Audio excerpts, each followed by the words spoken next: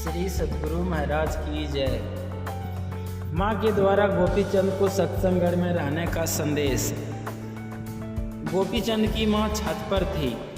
गोपीचंद स्नान के पूर्व आंगन में तेल की मालिश कर रहा था। उसके स्वरूप को देखकर माँ अपने दिवंगत पति को स्मरण कर रोने लगी। गोपीचंद के शरीर पर अश्रु जल आ गिरा। गोपीचंद सोचने लगा, यह जल कहाँ से आया। उसने ऊपर देखा तो पाया कि माँ रो रही है।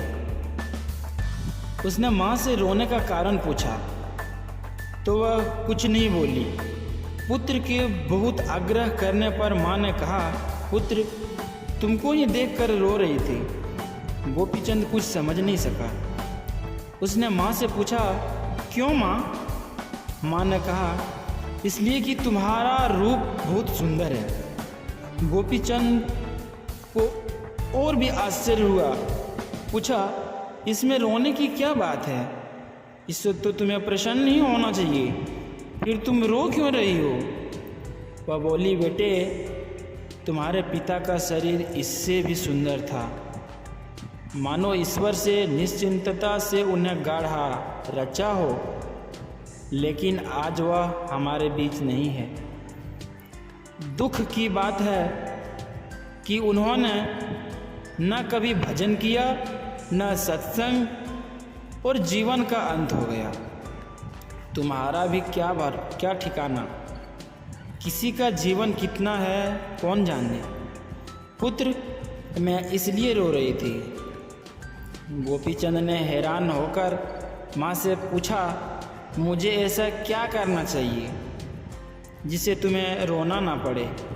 माँ ने गोपीचंद से कहा, तुमने इतना सुंदर शरीर पाया है, मैं चाहती हूँ कि तुम भक्ति करो, योगी बनो। गोपीचंद ने माँ की आज्ञा सिरोधार्य की और गुरु गोरखनाथ की शरण में चला गया।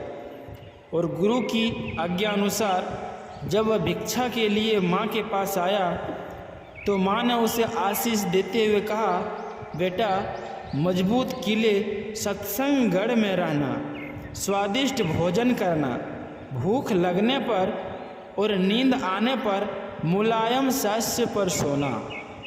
सुल्तानगंज की प्रत्यक्ष घटना है। जिस घर में सत्संग हो रहा था उस घर को छोड़कर चारों तरफ का घर जल गया।